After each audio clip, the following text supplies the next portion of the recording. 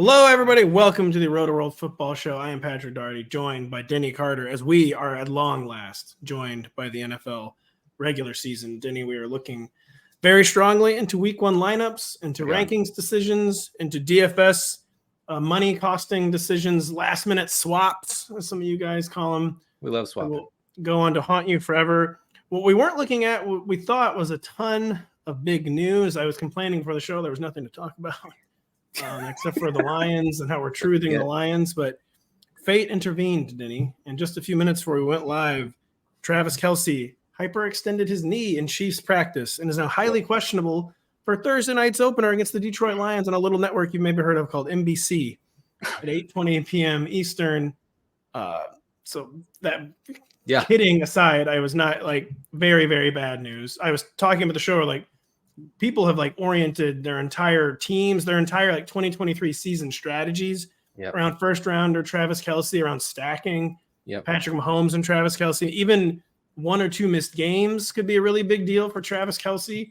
Missing your first rounder for 1/5, 1/6 of the season can never be a good thing. And we don't know a lot. I mean, for all we know, 2 hours later this afternoon, they could say it turns out it's just mostly precautionary. Right. He's a little sore, but he's good to go for Thursday. But with that caveat, with Travis Kelce hurt in practice Tuesday afternoon, I mean, are we panicking? What are we doing, Denny Carter? I feel panicked, this is someone, speaking for myself. I don't think I drafted Kelce on a single team, and it's still, I did not either. Not a single managed team is their own. Right. It's still kind of jarring. I mean, like you said, people said I need Kelce, I need Mahomes, and then the rest is cake. And if he misses a week or two, that's huge. That's just like Cooper Kupp. And I have lots of Cooper Kupp, so that stings. And missing him for a week or two is a huge shot to your fantasy team. The cascading effects of Kelce, who commands regularly a 28-30% target share in this Kansas City offense. We could probably spend an hour just talking about that, about who gets the targets. What does this mean for Mahomes? What does this mean for the other tight ends for Kansas City? The other receivers, they're carrying 7 receivers, Pat. They have 7 receivers on the roster. Maybe 1 or 2 are going to be inactive for Thursday. But now we're talking about, a dozen targets possibly being up for grabs. So it's a huge news item, obviously. And we're here to talk about it. There's so many random Chiefs to talk about. As you mentioned, they have 7 receivers. But before the show, we were frantically trying to figure out if both Noah Gray and Blake Bell were currently healthy. Appears they are both still healthy, still on the Chiefs roster. If Travis Kelce's out Thursday night, which there's a good chance he's out, we won't spend too much time talking about this because we don't know what the situations be. Would you have any interest in Noah Gray or Blake Bell? Probably not in redraft, but maybe in redraft. Would you have any interest in those backup tight ends? Right. I mean, they're going to be talked about from a DFS standpoint, jamming them in your showdown lineup or whatever, but they're also going to be really popular probably if we get some clarity on who will be the pass catching guy among these two tight ends. I think that this is great possibly for Sky Moore, who is expected to be a starting wide receiver alongside MVS and Justin Watson. I know people don't want to hear it, but that's the starting lineup for Kansas City. So you have Sky Moore in the slot. I would guess that he would probably see a lot of those Kelce targets in the middle of the field. And by the way, Detroit, just talking about this week, Detroit last year was awful against the slot. So it could be tremendous for Sky Moore. By the way, if at any point in the podcast today appears like Denny is like a beat behind, like I throw to him, he doesn't respond immediately, it's because he's jamming Noah Gray into the captain That's right. Thursday night. And we were already going to talk about the Chiefs receivers before the Travis Kelce injury news. And again, by the time you're hearing this, maybe he's been cleared, maybe he's been ruled out. But ESPN's Adam Teicher reported earlier this week, kind of sensibly so, we kind of already knew this, that Rashee Rice and Justin Ross might be kind of like package players to begin the season. I believe he included Kadarius Toney in that as well. Yeah. And Sky Moore, Marquez Valdes-Scantling. Who was the third in the 3 receiver sets?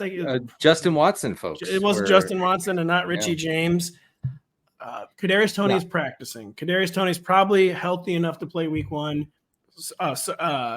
We know all about our sordid history with Kadarius Toney, though. Yeah. And what are some Chiefs receiver thoughts to unburden yourself with, including, Kadarius Toney could have possibly count this time? Well, as far as being active, I wouldn't be surprised if Justin Ross or Rashee Rice were inactive for this game. I bet Justin Ross will be inactive. Is my right. guess. You have Richie James is the kick returner, or at least the punt returner, so he is going to be active. He would, hopefully not split slot routes with Sky Moore, but he could be involved. MVS is probably a boom or bust option, but I do like him against a Lions secondary that allowed the second highest yards per attempt last year, and was really gouged late in the season. So, MVS is interesting in that capacity. I don't think that there's any scenario where Kadarius Toney, coming off of this injury and also just being who he is going to run an 85% route clip in this game. It's just that's not going to happen. He could still make a play or two, who knows? But I really think that the slot guys, and by the way, the running backs, primarily, I guess, McKinnon, will inherit this Kelce workload if he doesn't play.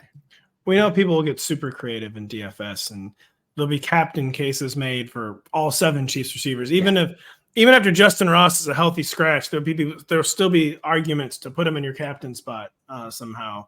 That's a terrible joke, but no, that's the process. It is the process. Is it safe to say Sky Moore is the only one we could really rely on in redraft? And rely is a strong word still for Sky Moore, but that we're not touching any of these Chiefs receivers in week 1 redraft besides okay, yes, that I agree. Like 12-team league, you're starting 3 receivers, that sort of thing. Sky Moore is the one. Okay, even if Kelce plays, by the way. But yes.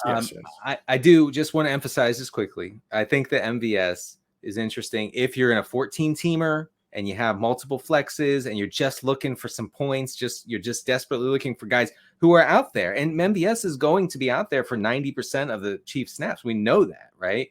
So, he hits one and you feel pretty good about yourself. And it's the highest total game of week 1. There could be big plays to be had. And if Travis Kelce's not there, it does make MVS, even in like a 12-team league, if you have like 2 flexes and you don't really like how your team is looking, you're kind of waiting to see how things shake out with a bunch of like young bench guys.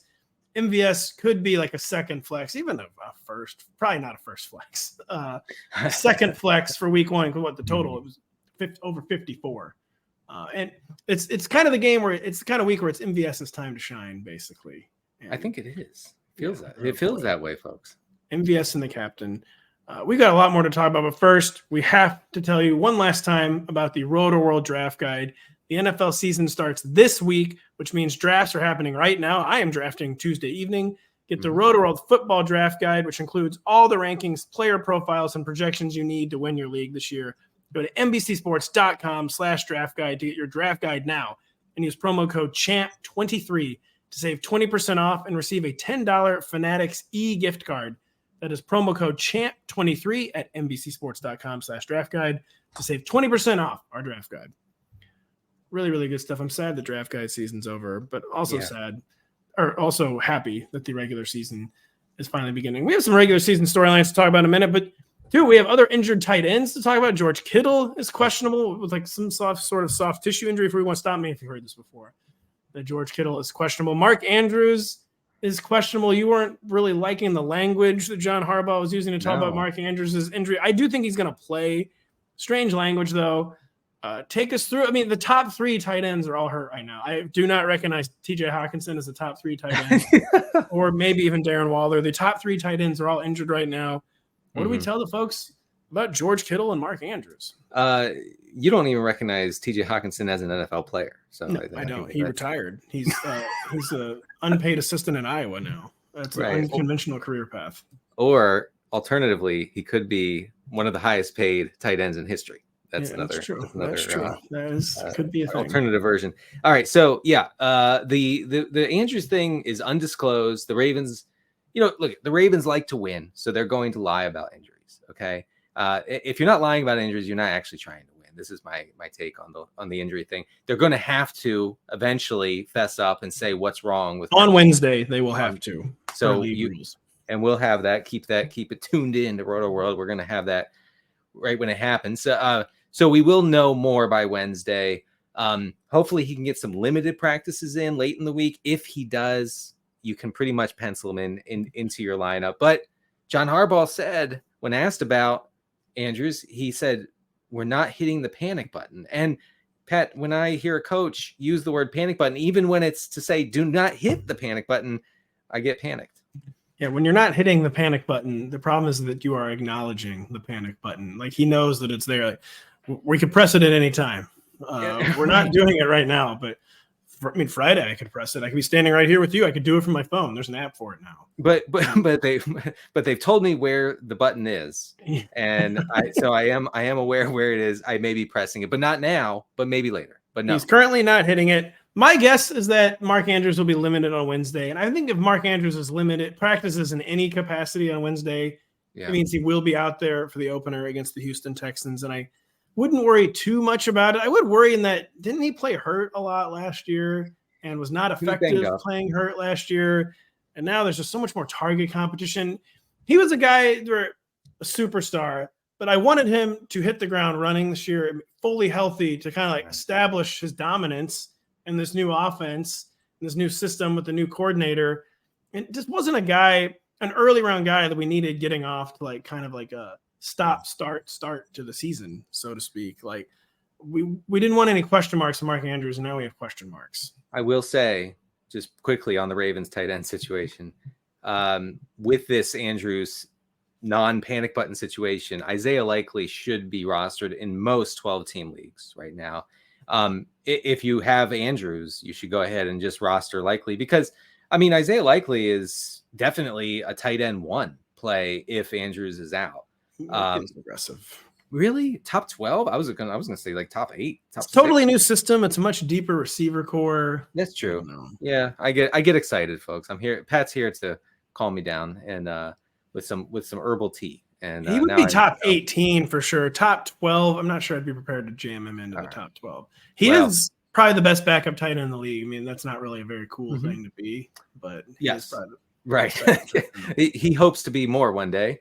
Yeah. But you should probably go ahead and pick him up, especially like if you're not super strong at tight end. Hey, if you have Kelce or if you have Kittle, maybe do that. Go get Likely as well. That's a really, really, really good point. And Isaiah Likely drafted in like some sicko leagues, but not even most sicko leagues, and should be almost 100% available in like friends and family and home leagues.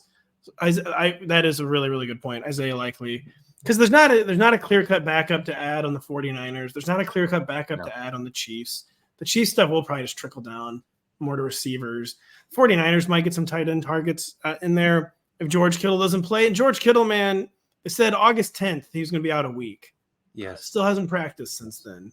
And just kind of the George Kittle MO, get hurt, lingers a little longer than expected. Unlike some of these other guys, when he plays hurt, he usually produces. But I don't have anything to say about it other than, man, like how is this happening again with George Kittle? Yeah, he's banged up a lot. I want to thank Kyle Dvorak for convincing me to draft George Kittle in many leagues over the past 10 days. Direct your complaints to @Kyle Tweets here. If we can pause the podcast, I need to call Kyle real quick and tell him how I feel about this. He's been relieved. Yeah, so one piece of bad advice. Yes. It wasn't even bad. It was good advice. Yeah, it could be really good still. Charlie Warner is the tight end 2 on the Niners roster, just for the record. Okay, just so we're covered. Just so Charlie Warner. Is this Ross Dwelly erasure? Is he still alive? He's still on the team, but I don't. And yeah, it could be split up. Like the tight end, the Kittle position could easily be split up. But I think this boosts Debo. It boosts Ayuk. Like they are the main beneficiaries here. I totally agree with that. That's another situation where it's not the targets aren't going to trickle down. I don't know. Kyle Shanahan's so annoying though. He is, but you can't we make this mistake a lot where we're like, oh, who's the backup? He's going to see that workload and that same pass route participation and everything. No, it's it usually doesn't work like that. With Likely, it may actually work like that, but with the Niners, probably not. Might trickle down. You know, it's trickling down to, think about it for 1 second. A 49er to absorb a tight end's lost target Oh my share. gosh, it is use check season. It's Kyle Juszczyk season, folks. Oh my gosh, he's going to see 12 targets. He is. It actually is happening, especially because I can't get over like the Brock Purdy like proving he's actually good tour. Not only begins in a 1 p.m. Eastern game on the road, you know, an infamously difficult spot for West Coast teams, but in Pittsburgh against Mike Tomlin, it's a horrible, horrible situation. It actually is horrendous. I mean, the Niners won't even be awake until halftime. No, they won't. And it's the total is 41. Yeah, it's a crazy. There's like several. I think there's 3 or 4 games under 40. By the way, yeah, we are not bringing our best to week 1. The Panthers Falcons game has plummeted by I think 5 points over the past week, and we are down to 38. I want to say 39.5, at least according to where I'm looking. You know, it's different. Cardinals Commanders is 38. Yeah, that's the one. Sorry, yes, that was the one. Cardinals. Okay, there's only 2 games under 40, but only 2 games under 40 in week 1. Not a great. You know what's a weird line is the Patriots are hosting the Eagles. Do you know what the line is for this game? Oh yes, I do. The Patriots are 4-point dogs at home. Does that not seem very like low? Like I feel like it should be much higher in favor of the Eagles. I have a bad feeling about this one as far as the Eagles go. You know what game I have a horrible, horrible feeling about this week, and we'll talk about it. I know. You already know. We're going to talk about our preview show Thursday. Can you guess which game I have a horrible feeling about? The Tampa, Minnesota. The Bucks. The Bucks are winning in Minnesota on Sunday. Hey, mark it down. It's happening. It really is just happening. Todd Bowles is going to have Kirk Cousins in hell. He's going to have him in hell. We've truthed Todd Bowles several times, but he is so good at erasing people like Kirk Cousins. He is going to have him in hell. And but the Minnesota defense is horrific. It's the only one that Baker Mayfield can have success against. The only one. It is truly horrendous. The Vikings 6-point home favorites. We'll see about that. We're looking into that very strongly. That's the Bucks at the very least are covering. Yeah. Maybe the Vikings get a walk-off field goal. Greg Joseph's still the kicker. He is. And there's gonna be 4 or 5 Greg Joseph field goals. We'll see if he can kick enough of them. Yeah, honestly, as someone who has a lot of Vikings, I don't want to hear all this, but I'm hoping for a shootout that the Vikings lose in heartbreaking fashion. So we were going to originally start the show. You and I we participated in some clickbait, Denny. We did. Where I quote tweeted one of those like prompt tweets about who the most overrated team in the league is. Okay. Yeah. Heading into the season, and I said I regretted to inform it was the Detroit Lions, and it appeared you agreed. Yeah. And it kind of dovetails into all the really, really disturbing reports lately at Jahmyr Gibbs. Not only is he not a running back, he's our number 1 deep threat type reports. Very, very strange smoke signals coming out of Lions headquarters. And so first up, why do we think the Lions, on a gut instinctual level, why did you say the Lions are overrated? Well, Jared Goff overperformed last year. If you look at 1,000%, his interception rate over his career, his touchdown rate over his career, like that all jumped by quite a bit. Now, the OC there, Ben Johnson, he is good. He's probably a future NFL head coach. So maybe he can coax another solid season out of Jared Goff. I think that's definitely in the range of outcomes. But man, I think everything fell right for them. They still didn't make the playoffs. I'm sorry. I don't mean to like hurt people's feelings with this or anything, but the Jahmyr Gibbs pick is disastrous. It's a total. When we look back at the Dan Campbell era, we'll see that it ended with Jahmyr Gibbs being drafted in the top 10. Come on, man. No, that was a completely wasted pick. It was not a good pick, and the way they're talking about it, this would be the first time. There's exceptions to every rule, but as we know, the rule is when a team talks about like a positionless player, it means they don't have a position that they're good at, and not that they're so good that they're playing multiple positions. It means they don't have a position, and it's not good. Can I tell you the weirdest thing about? I was reading a DetroitLions.com column on how the running backs would be used, and it's like Montgomery will be used like a running back. Tim Twentyman, a very good in-house Lions reporter. and nothing against Tim. This is what the team is saying, and so and then Gibbs will potentially be the main downfield threat. A 5'8.5" running back is going to be the main downfield because they lost DJ Chark to Carolina. They don't have Jamison Williams for the first 6 weeks, right? So it's going to be a running back as the downfield threat. And here's the thing, Pat, the response to this overwhelmingly was A, good, and B, this makes sense because he's fast. But no, this is not happening. Like, a little running back coming out of college is not going to be burning secondaries deep. It's just not going to, like, he may catch a wheel route on Thursday night and people will come at me and be like, I told you, your life will be ruined. Yeah. A 27-yard gain down the sideline. And that's great. That's awesome. But as the main guy, that's not happening. No. And just the Lions, you hit on the main point with Jared. The Jared Goff's 2022 felt like the classic season where, like, you shake the guy's hand after the season, like, wow, we didn't think you had that in you, Jared. But, like, you are still not in our long-term plans, and we still need to find a better quarterback solution. Instead, they decided the window is open now. They need to go all in around this Jared Goff, like, career year last year. And there's everything about that campaign streamed kind of outlier to me. It's not the second time in Jared Goff's career he's had an outlier season, but this screamed outlier. And then running it back just with Jared Goff, and then just a very, very questionable skill core. Like, Amon-Ra St. Brown, to be frank, isn't really a particularly great number one weapon. I feel like he's an above average one. I don't think he's like an elite number one. This could be like a horrible take, actually. Maybe what's a better way to phrase this? But he's a number one weapon, but, like, he's the kind of number one weapon where I think you need other weapons around him. Yeah, like, yeah. He's not carrying an offense. He might carry, like, the target share, and so he carries fantasy teams. Yes. But Amon-Ra St. Brown, like, can't carry, like, a real-life NFL offense for 17 weeks. And just the really, really questionable other playmakers around him. Again, the rookie quarter running back that they're being like, he might be a receiver. Like, it just seems like not yeah. And, like, all summer, like, well, people are like, what about when Jamison Williams comes back? And Dan Campbell, like a month ago, said, yeah, he can't catch.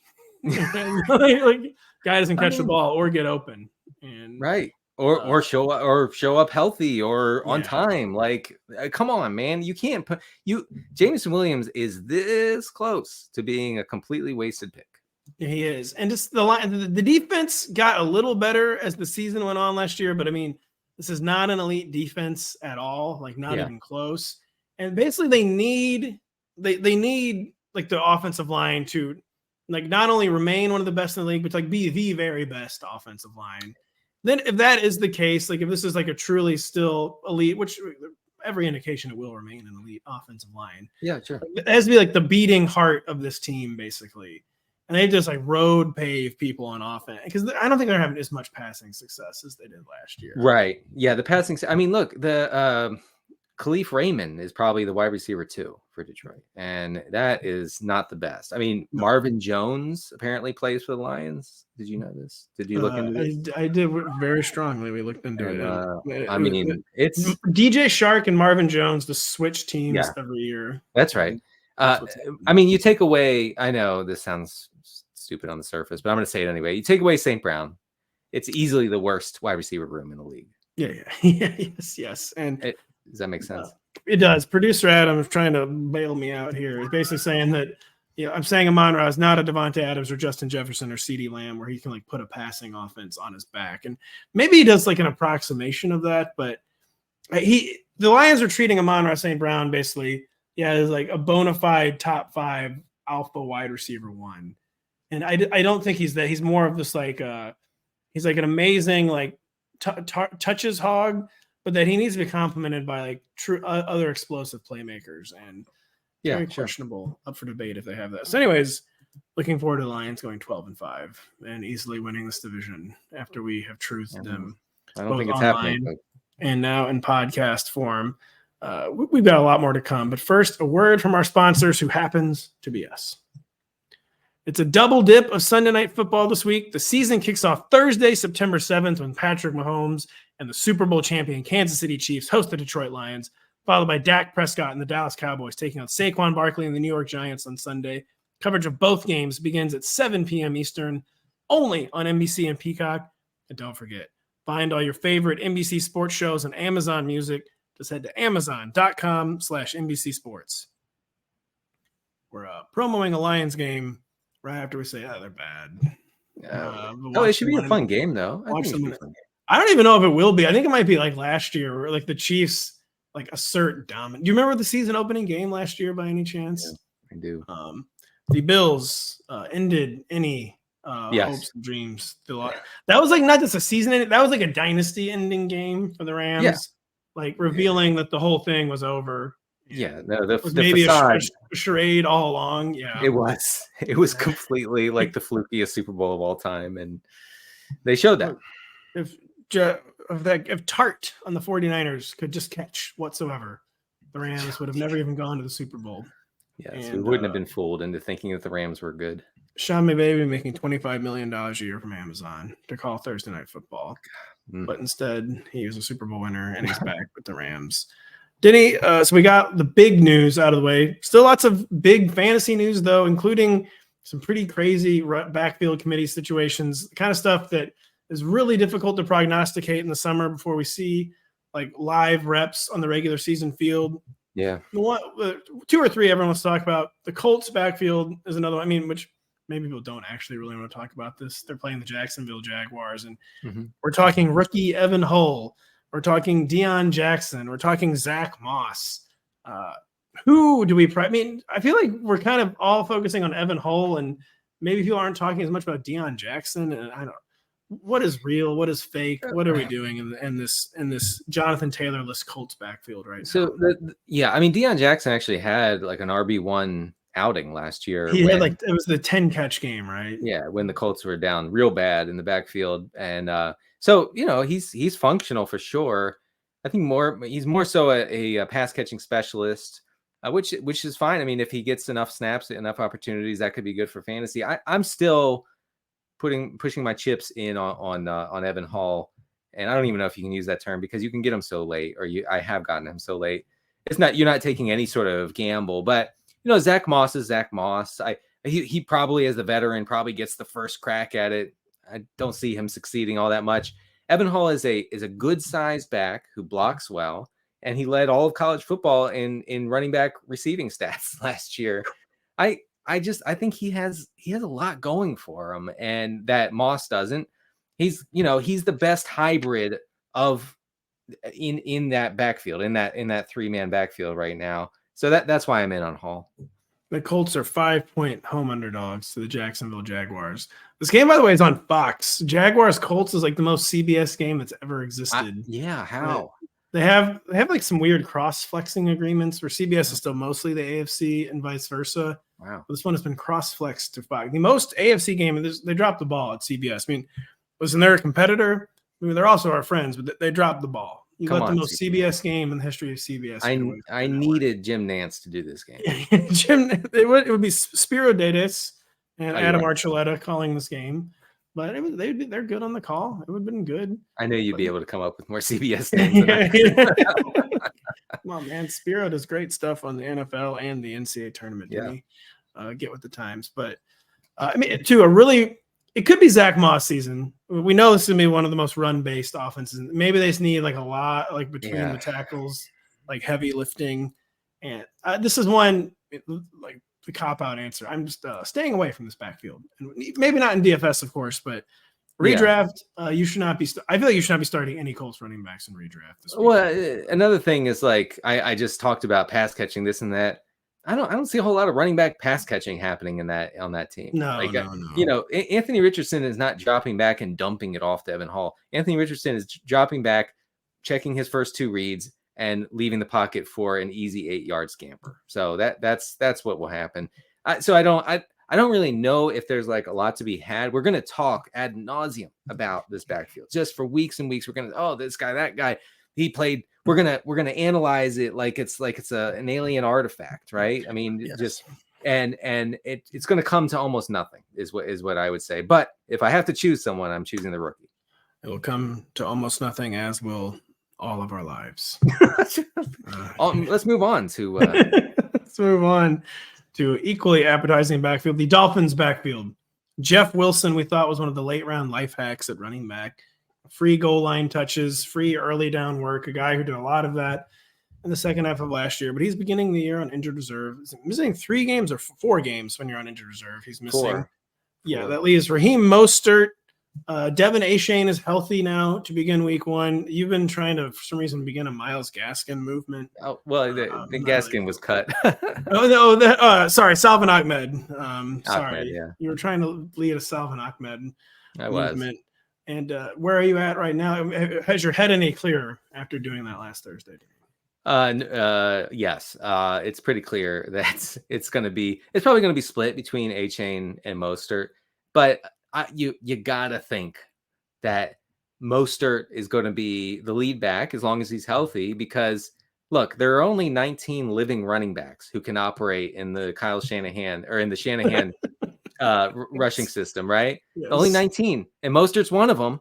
So you got to think that he gets the nod as the main guy. Achane could be interesting in like deeper formats. They like that he's fast. He's very versatile. Could hit on a big play or something. But as far as like touches go, I don't think you're going to get much in the way of those for Devin Achane. Maybe it was because he was hurt a lot of the summer, but we talked about this in the podcast last week. Like, people get annoyed at like all the pointless puff pieces. I would have liked at least one of those for Devin Achane. Just one. And Dolphins camp, like just one positive report. There weren't any negative reports on Devin Achane, but this doesn't seem like he made much of a mark in Dolphins offseason practices and training camp. No, it doesn't. And I know he's the exciting answer, right? Like you want to be, oh yes, it's Achane, like explosive guys. His college peripheral metrics were off the charts for the most part. So you want to say Achane, but very often, folks, it's the more boring answer. And in this case, I think it's Mostert. Yeah, and definitely Raheem Mostert. Devin Achane is someone to keep on speed dial, someone to add to your watch list on Yahoo or sure. ESPN, I believe, has like a flag. There's buttons you can press to monitor these players. Yeah. Pressing buttons. Pressing buttons and monitor. The NSA, of course, has a button to press to monitor these players.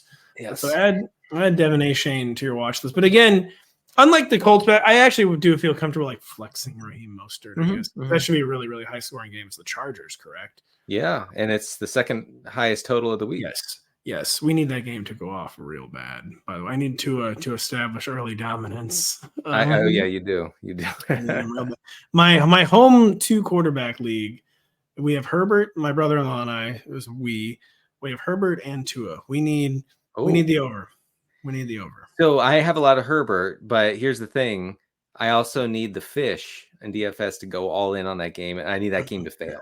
Oh, come on, man. You guys are sick people. I know. And see, you can never be happy. That's the key. You want to situate yourself so that you can never achieve any happiness. Why not just be happy and enjoy Chargers, Dolphins, another all-time CBS match. This game better be on CBS. I'm looking right now. Oh, it's on CBS. It's on CBS. The Dolphins have never not played on CBS.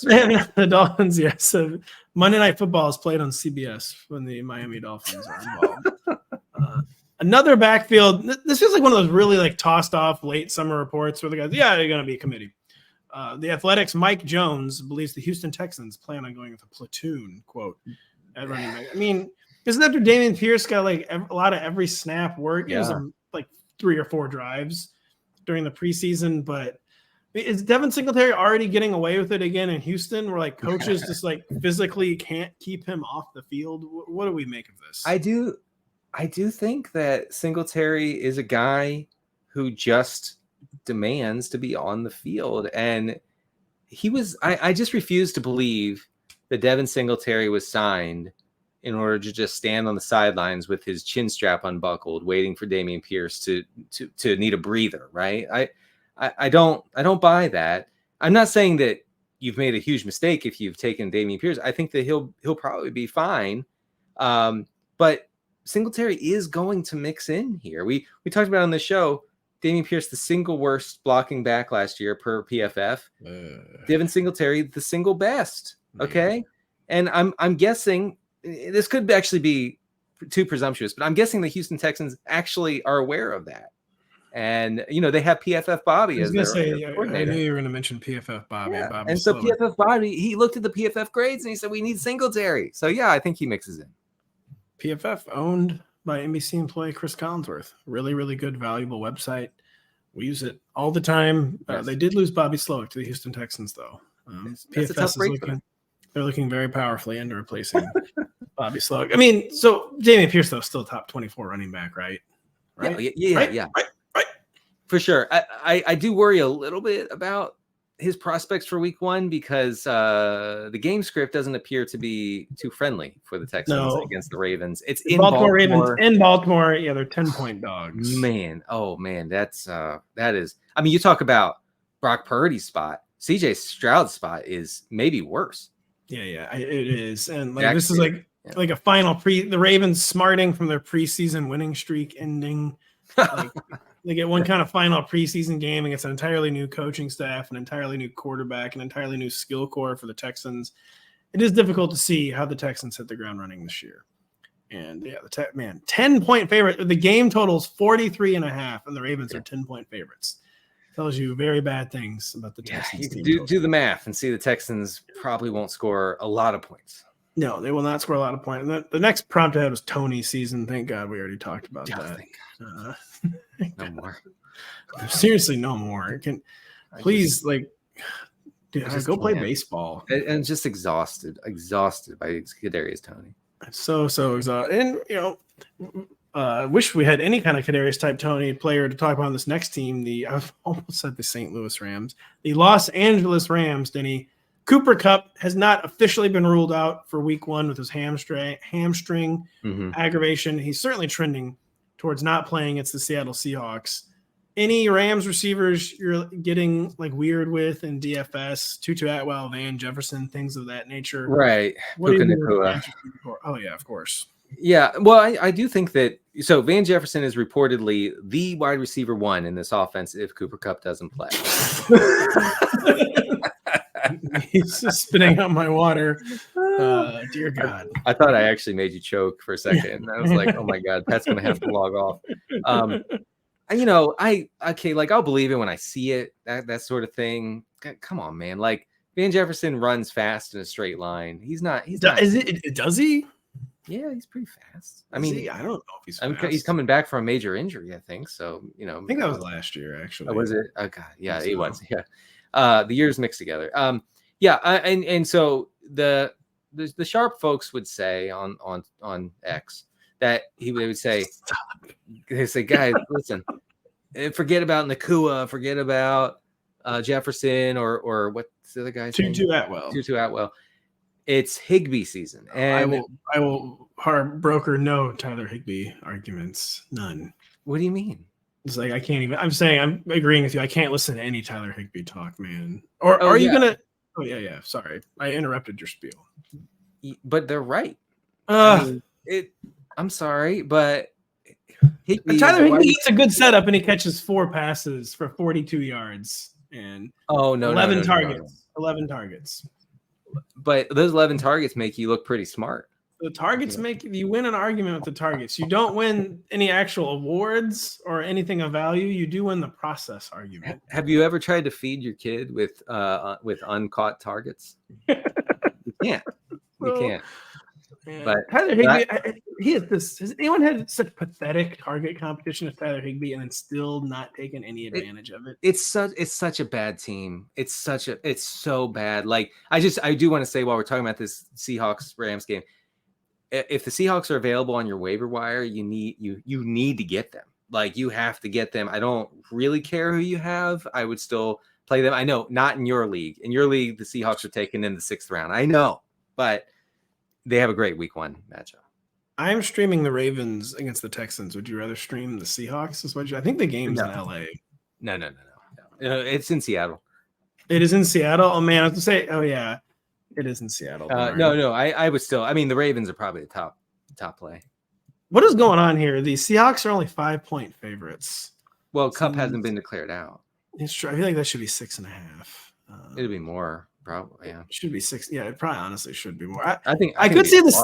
The Seahawks could be a major 2023 rug pull team, I'll say. Any of the teams that like overachieve, people always take like an overachieving season that is like they think it always means a springboard then to another actually good season, like the next step season. Whereas a lot of times, no, they're just like island overachieving seasons. It's kind of what we're talking about the Lions, basically. Like, the Lions could have just been an island overachieving season.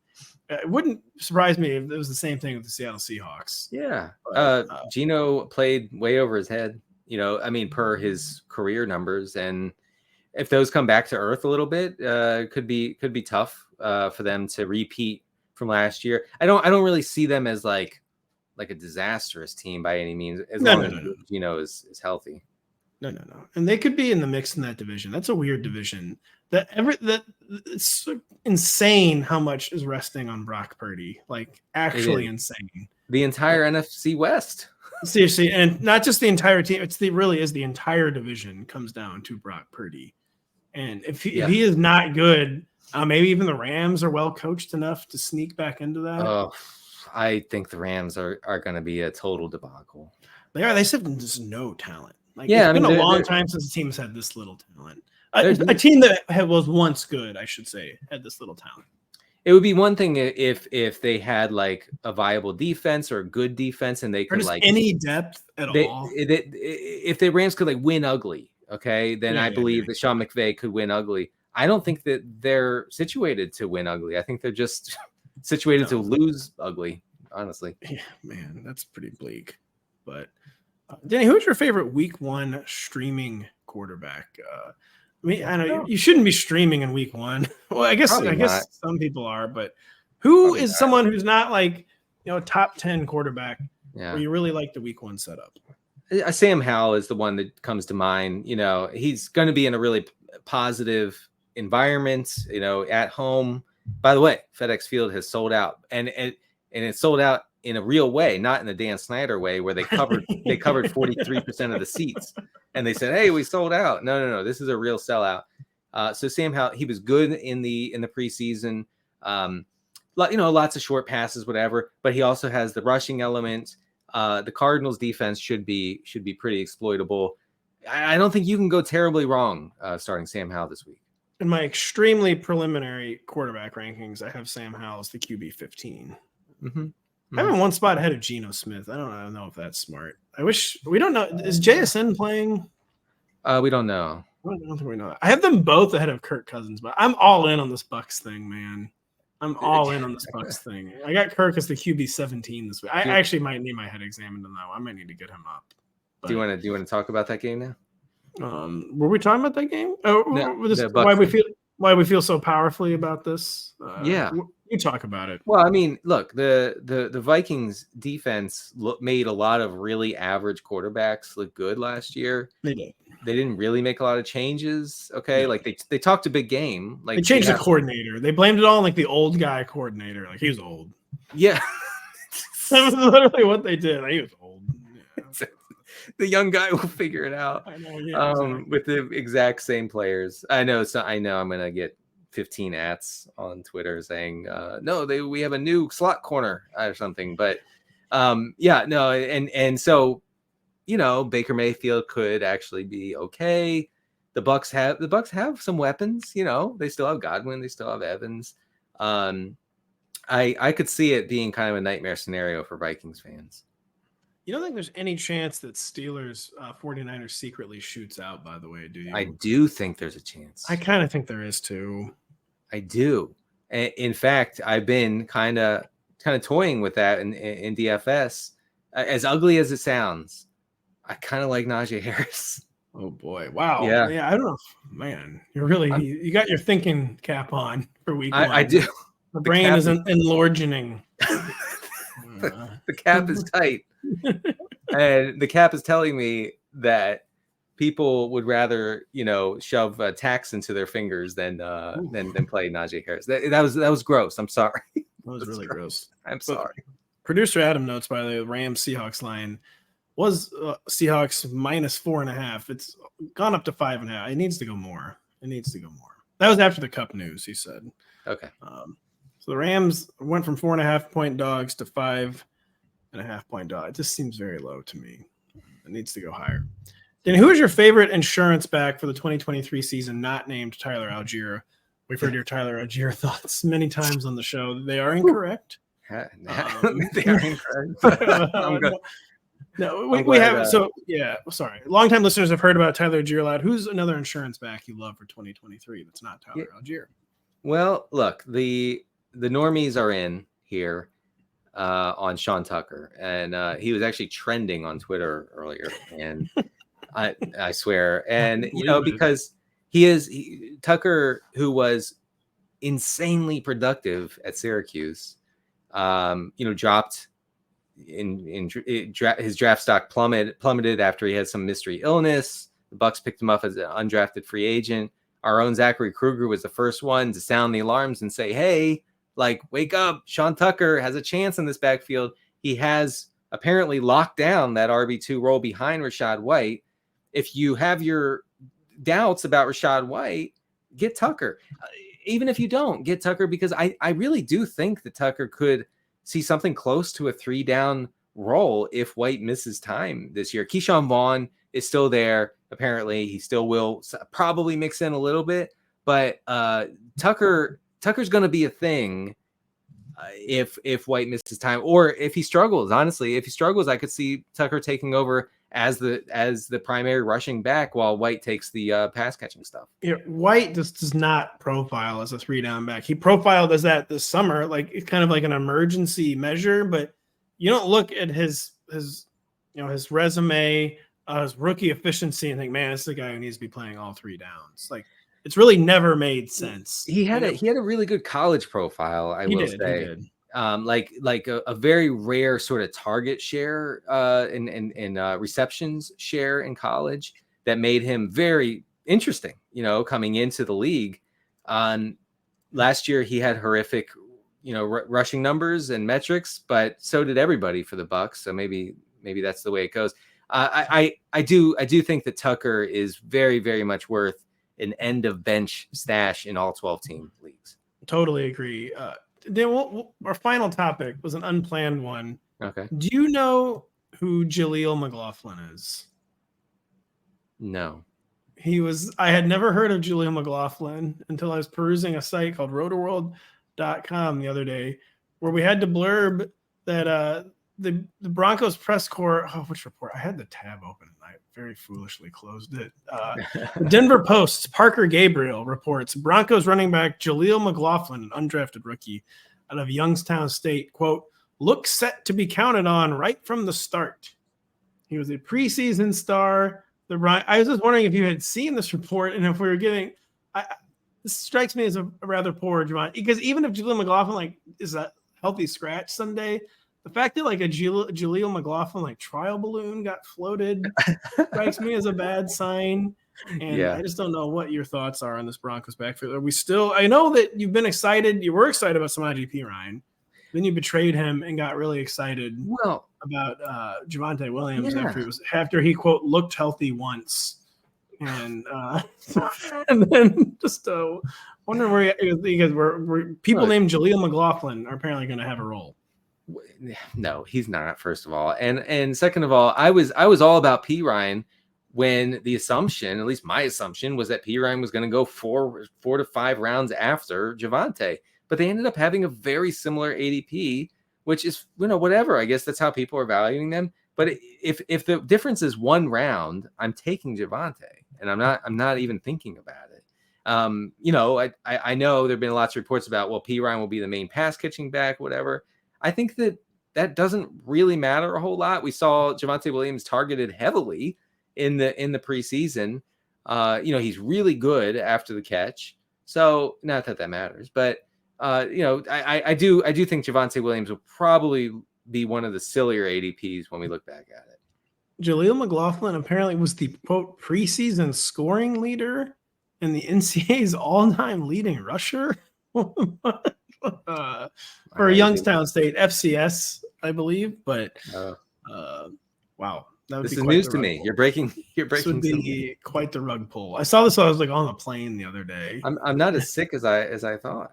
No, I wasn't. I just Wasn't trying to embarrass you, by the way. No. You would have thought that I would have had him on 7 teams. I actually kind of did.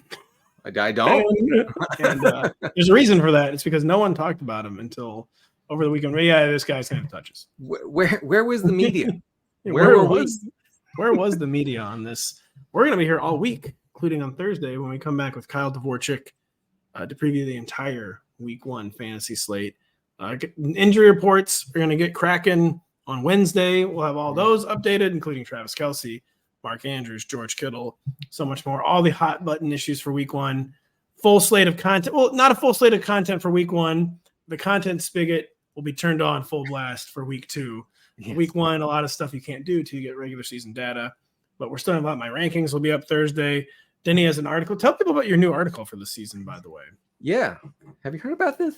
That was my best Lotto. It was pretty good. I've been practicing in the mirror for 11 weeks. You were trying to work up the courage to. Yeah, I just did it. I did it. I pulled off the Band-Aid. It felt great for it. So yeah, it's on regression candidates, both positive and negative. I know people will freak out about that. Oh, there's no positive regression. There's only regression. I'm just saying, guys who are running cold and running hot, and so Week 1's a little different. We have to kind of look at last year and read some tea leaves and to understand who scored an absurd amount of touchdowns last year and who didn't, and who scored an absurdly low number of touchdowns. And I'm highlighting those players in that space every week. It'll be out on Wednesdays. You really good stuff. Didn't he gave up waivers? I did.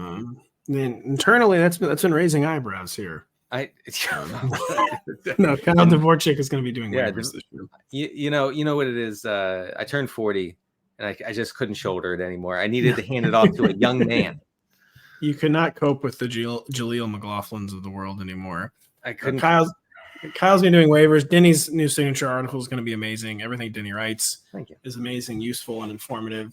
I have the rankings. Matthew Berry's Love Hate will be coming probably early Thursday this week. Just a lot of really good stuff. Zach Kruger is going to have stuff every week on the site. Mark Garcia is going to have stuff. Lawrence Jackson's going to have stuff. It's been a really good year at rotoworld.com. Thank you for listening. Keep it locked here. We'll be back Thursday.